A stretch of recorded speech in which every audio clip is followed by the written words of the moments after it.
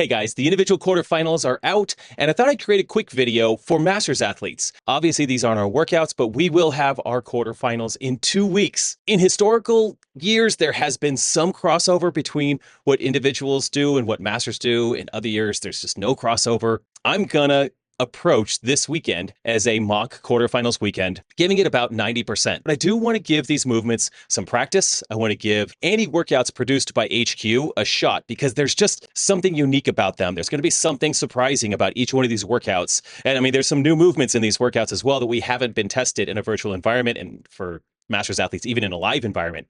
So with all that said, I'm going to review each one of the workouts, how I'm going to approach them, the scaling that I may do for those workouts as I do a mock quarterfinals weekend. Let's jump into it. As we look at the quarterfinals workout number 1, we see that we've got 9 front squats at the heaviest weight. So that's 225 for men. Squat clean, 9 front squats, and then 9 handstand walks. Each 25-foot length is a rep. So we're gonna do 9 handstand walks. So that's a decent amount. That's really decent right there. Moving on to 15 front squat at weight number 2 is 185, 15 ring muscle ups, and then 21 front squats at 135, 21 chest to wall or wall facing handstand push-ups. So over the past year, I have been practicing chest to wall or wall facing handstand push-ups for sure. I really like this workout. I think it's fun to have that weight descend on the front squats and the challenge on the shoulders increase. I think, the end with 21 wall facing handstand push-ups, that's going to be really tough given the amount of work we've already done. Front squats don't give our shoulders any rest. And then we're going to light them on fire on the handstand walks. And we've got front squats again to encourage that fire in our shoulders at 185 pounds, 15 ring muscle ups, more fire, more front squat, shoulder fire, 21 chest to wall handstand push-up fires. That's all I'm going to talk about on the fire. So this is a workout that I think I'll attempt to do as RX, as it's written. I feel like this is something that, we could scale it down and maybe do something like 6, 12, 18 on the reps instead of 9, 15, 21. But I'd like to get the feel of what working through this workout would be like. Again, 225-pound front squats, that's not out of the question for us. A couple of years ago in the AGOQ, we ended up doing 225-pound overhead squats for a set of 10 to finish a workout. So these weights aren't unfamiliar to us. So I'm going to give this one a go. The way I'm going to approach it is to do the front squats unbroken if I can, because I want to minimize the amount of time that I'm doing these reps.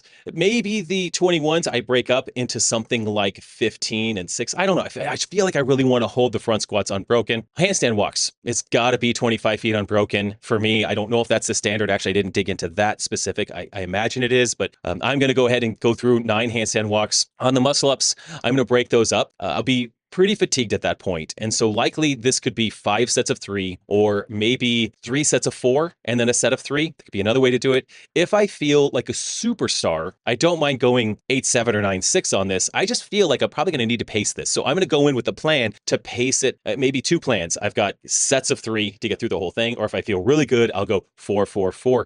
3 and cut out one of those extra sets. 21 front squats on the chest to wall handstand push-up. There's no way I'm going unbroken here. Having just done them this week, these are tough. So probably going to go 8-7-6 if I feel good enough for that. This could also be a 6-5-5-5 situation. I do not want to find myself at failure on these chest to wall handstand push-ups. So that's where I'm going with that one. I think that'll be really fun.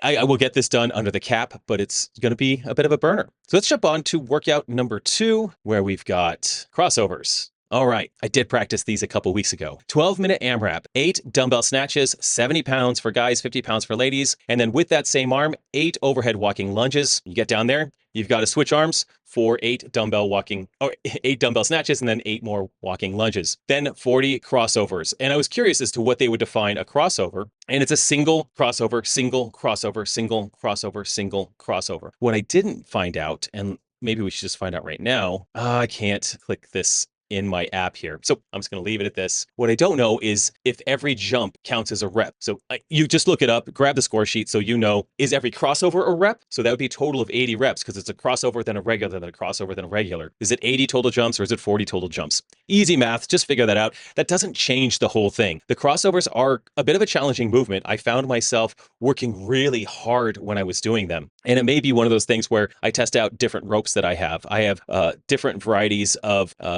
RX Smart Gear ropes that I may try with this crossover just to find a way to get really efficient. So I'm not making any changes on this workout either. The 75-pound dumbbell snatch is something we could easily see as masters athletes in my age group. And then crossovers as well may just be something that we see. I want to get all the practice in on these that I can. This is another one of those workouts where we've got a lot of shoulder fire going on. Yes, this one is a shorter AMRAP. The crossovers are really going to get our heart rate going, but the dumbbell snatches plus the overhead walking lunges is going to be another attack on the shoulders. So that's just something to keep in mind as we enter this workout. Do we do this one first? Do we do the other one first? And thinking about it, let's say that I had to choose if I'm going to do workout 1 first or workout 2 first. And in my mind, I'm probably just going to do workout 1 first. It's the most shoulder intensive. I can strong arm my way through this workout. Like I can use my body to get that dumbbell snatch overhead by heaving it, overhead walking lunge. It's just going to be locked out overhead. I can't put my arm overhead where I'm at. So the roof is too short. The crossovers are just going to light your shoulders and your lungs on fire. So workout number 1, then workout number 2. No changes on this one. Strategy going into this is a 12-minute AMRAP. So I'm going to find a pace that works for me. I think 8 dumbbell snatches, hold it overhead, do the walking lunge, set it down, take a breath or 2, switch arms, get to the other dumbbell snatch, overhead walking lunge without setting it down, and have kind of a rhythm to that. I don't want to stand there too long with that dumbbell on the floor. I want to keep that fairly quick. Again, 2 to 3 breaths to get back going. The majority of the time in this workout, in my mind, is going to be spent on crossovers. I'm probably going to try to, unless I get into a serious rhythm on these, keep them to sets of 10 or 20 with very quick breaks, very quick resets. So it'll be interesting, really interesting trying to score and judge this. Good luck, judges, on this one. It should be fun. Let's talk about workout number 3. This one is one that I actually will scale. So here's what we have. With 5 rounds for time, 5 burpee box jump overs at a 30-inch box, which I will maintain. Women are at 24 inches. And then 1 clean and jerk, 275 pounds for the elite men. I am strongly considering doing this workout at probably 245. I think 225 is a little bit too light for us. I think 245 to 255 would probably be more of an appropriate stimulus at 45 plus. Maybe HQ throws 275 pounds in our direction. Maybe they do, but this is a total of 1 plus 2 plus 3 plus 4 plus 5, 15 reps, 15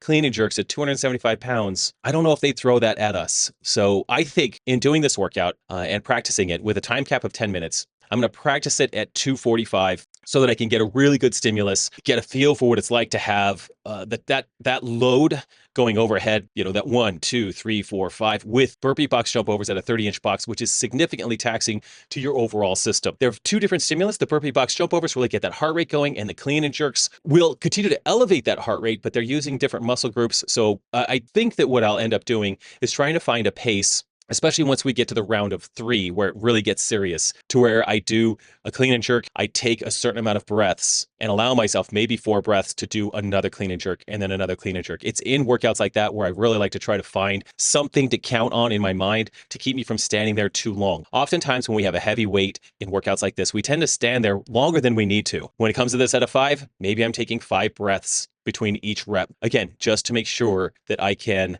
lift that weight, have it gotten enough rest to lift that weight, but also keep myself right on the edge because I want to keep pushing it, but I also don't want to miss any of these reps, period. A missed rep here is going to cost 30 seconds. It's just going to be so much time. So fun workout. This is one where I think scaling down for masters is appropriate. A weight that's very, very challenging, but is doable. And for some elite athletes, the clean and jerk at 275, like this is a power clean. And even for some masters athletes, they get a power clean and jerk 275. But I think really the scaling is to try to power clean 245 and then jerk that, which is not easy. And probably towards the end, it may even be squat cleans. But the goal is to try to keep these power cleans through the whole thing, if at all possible. Workout number 4, really excited about these. I love the excitement that comes with this. This is a workout that could absolutely cramp every one of my ab muscles. So I'm going to go into this workout well hydrated, well salted, making sure that I don't have any potential reasons for my muscles to cramp. But whenever I combine GHD sit-ups with rowing, I tend to get muscle cramps on the row, which is a really terrible thing because you're locked in there and you can't go anywhere. So 20-minute AMRAP. This is a long workout, really long. I think this is 2 to 2.5 to 3 rounds of effort here. Got a 1,000-meter row, 50 GHD sit-ups, 500-meter row, 25 V-ups. Now, thankfully, I don't have a GHD machine in my RV. So if I'm ever training from here and I don't have access to a GHD machine, I do V-ups. So I actually have some practice with V-ups. They're pretty devastating and create a stimulus that's very similar to GHDs, except that the temptation to just lay down on your back on the ground and just lay there, that's always there. So it's something you're going to want to avoid when you do this. So timing wise, let's think about this. If we're going through this 2 times, we've got a 2K row. We're doing like 3,000 meters of rowing, which is so familiar. We do so much rowing in these qualifier events. For mortals like me, I think that we're going to do that 1,000-meter row. We're going to try to aim for, that 3:30 mark, somewhere around that, 3:30 to 4 minutes. Again, we're not looking to blow up here. So we're looking for something that we can maintain for a couple of rounds. So somewhere between 3.5 and 4 minutes on that row, around 2 to 2.5 minutes on the GHDs, 500-meter row. After that is going to be probably a 2-minute effort. By the time you get in, strap in, get going, unstrap, get out. You want to make those really efficient and be quick in your transitions. But maybe it's a 1:45 on that 500. But that has us at, let's see, 4, 5, 6, 7, maybe at the GHDs are done, maybe 8.5, 25 V-ups. Maybe that gets us to 10 or just over 10 minutes, somewhere in there. Maybe we're a little faster, but this is where I think, yeah, this is at least 2 rounds, and maybe 2 rounds plus as many meters on that last row as possible, which is just god awful, where we're going to be finishing this thing, rowing our hearts out. That sounds familiar, but maybe there are some people, elite athletes, maybe some masters, that can really crush some GHD sit-ups. That I know that for us as masters, we're thinking, gosh, where should I take breaks on these GHDs? And some of the elite athletes are thinking, yeah, this is a 90-second effort to get 50 GHDs. I know some really, really great individual athletes that are really great at GHDs. Great to see V-ups mixed in there. I was taking a look at the standards on that. We'll look at the standards on the V-ups. Feet, hands have to touch the floor. Hands have to touch the floor behind the head or above the head. It doesn't have to be straight arms, but above the head. And as you come up, both hands need to touch both feet, and your feet need to be above your head. So you're gonna have to face the camera sideways there. Make sure that's angled correctly so your feet are above your head when you touch them with your toe. When you touch your toes. For me, touching my toes is actually pretty challenging. So that'll be the extra challenge, the extra effort in this workout. There's no scaling here for me. As a masters athlete, I'm going to give this one a go in its fullness this weekend. And the last event, we see bar muscle ups, which is really fun. Okay, so we got 21 deadlifts at the lightest weight, 225 pounds. I'll just start with this. Masters athletes, this is not a workout to scale. We just go for it at this weights, at these numbers. I think that's fair. I think we could very much see something just like this for us, or at least a stimulus that's similar to this. I feel like we could see this. 21 deadlifts at 225, that's fine. 21 chest to bar pull-ups, 15 deadlifts at 275. Again, not a big deal there. 15 bar muscle ups, 9 deadlifts at 315, 9 rope climbs. Everything in this workout really gets us to the point where the deadlifts at 315 are going to be real spicy, and the rope climbs after all that work are going to be somewhat devastating. And we also have to remember that we will have done 100 GHD sit-ups and 50 V-ups, all that rowing, likely around the time that we're doing this. Again, it depends on what order we do this and what the time cutoffs are dictated by HQ when they have to turn in different scores. But there's going to be some fatigue by the time we get to this workout. 21 deadlifts. I like breaking these up. I feel like there's no reason to get our heart just going shot through the sky when we open up a workout like this, especially when we go from deadlifts of chest to bar. That could really get our heart rate to a red line very quickly. So for me, I'm going to do something like 11-10 or 13-8 on the deadlifts. I like to get well past the midpoint and then finish them up. Nice set of 8. I mean, that's beautiful, right? Then we go to 21 chest to bars. I think breaking that up is smart. 11-10 doesn't need to be crazy. We're just trying to keep that heart rate under control a little bit. 15 deadlifts at 275. That's an 8-7, 9-6 kind of situation. Then we go to bar muscle ups. While it would be easy for me in a certain way, easy is not the right word, but 15 bar muscle ups is totally doable. This is one of those, again, I think it's a 9-6. I just did a workout last week that had double unders and 15 muscle ups back and forth and back and forth. I broke up those muscle ups 9-6, and it was just a nice breakup to get down, shake it off, chalk up, get back up, and get going. Not a lot of time during that break, or it wasn't necessary to take a huge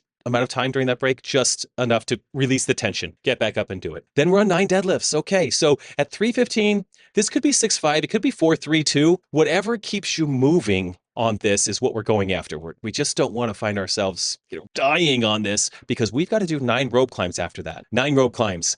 With rope climbs, for me, the efficiency is the descent. So find a descent that works for you. I normally don't struggle getting up the rope, but I don't want to be doing negative lowers on the way down. I want to find a way to get down that rope as quickly and efficiently as possible without breaking my ankles. Don't want to be doing that. So 9 rope climbs. I'm going to be going as quickly as I can through these, paying attention to my body. I don't think rope climbs are ever going to get us redlined, but we may need to take a beat or a breath between each one of these rope climbs so that we don't end up finding ourselves at some sort of failure point. This is fun. The gym that I'll be practicing this at this weekend only has 12-foot ropes, so I'm going to have to sit down for each one of these. I won't have that jump to jump up to the rope. I will literally hold on to the rope, touch my butt on the ground, and then just pretend like I'm getting up. And that's what you do. You do what you do to make it happen. Quarterfinals for me, this isn't official, this is practice. And that's what I'm going for. So I think, again, this is a test that doesn't need to be scaled. It's something that all masters athletes could do if they want to. And again, guys, one thing I want to say is that the rep schemes that I'm laying out here are just ideas. This is how I'm going to approach it. You're going to want to approach it with rep schemes that fit you, that fit your fitness level. And, maybe some of the rep schemes are going to be a little bit more aggressive for you or less aggressive. You be you and stay in your lane, learn from the experience and enjoy it. The overall goal, again, on this weekend is to get some practice in for quarterfinals. And not only do you want to practice the workouts, again, it's great tests for us to be practicing. We also want to practice setting up a camera, maybe even talking to the camera, maybe even measuring if you haven't done that in a while. It's not a bad thing to get out, show your tape measure. If you're doing this with one other person, like your judge, have a judge or a partner. In this situation, you may not have a judge, but have one of your workout buddies grab the camera, help you measure out everything, show proper tape marks, set up the gym in the way that the workouts are designed to be set up, according to the score sheet, so that all of those variables are something that you practice this weekend and you're going to have to do in 2 weekends. It's nice to practice that because then you figure out this flow of like, how do I get warm here? Do I do a general warm up, then set up all the tape on the floor, all the measurements, make sure I have all the equipment in the right spot. Then I do a more specific warm up for this workout. Okay, cool. Set up the camera, give my judge a 5-minute warning, like, hey, I'm gonna be ready in 5 minutes. And then you do one practice round of a couple of reps of each one of the movements, then grab your judge. And really from the time you do that last practice set to the time it's 3, 2, 1, go, you want that to be as little time as possible. So that's where it's like, okay, judge, hey, 3, 2, 1, start that camera. Hi, I'm Jason Grubb. This is quarterfinals number 1. Here's the passcode, whatever. Go through that process of measuring your weights or showing your weights, measuring your distances, showing your heights, all of those things. And then set the camera up, make sure you're in frame for the whole thing, start a timer and execute the workout. That's how we want to practice these quarterfinal weekends, especially if you haven't done this before. But even if you have, it's nice to shake off some of the cobwebs on all your film gear to do it the right way. If you have 2 cameras, I'd recommend that, especially in 2 weeks. Now it could be 1 camera, but if you have 2 cameras, you might as well practice with it. All right, guys, that is the fun we have for quarterfinals. If you have thoughts or questions for me, just leave them in the comments below. I'll try to respond to every one of those. Remember, your best days are ahead of you. Get bolder, not older. See you next time.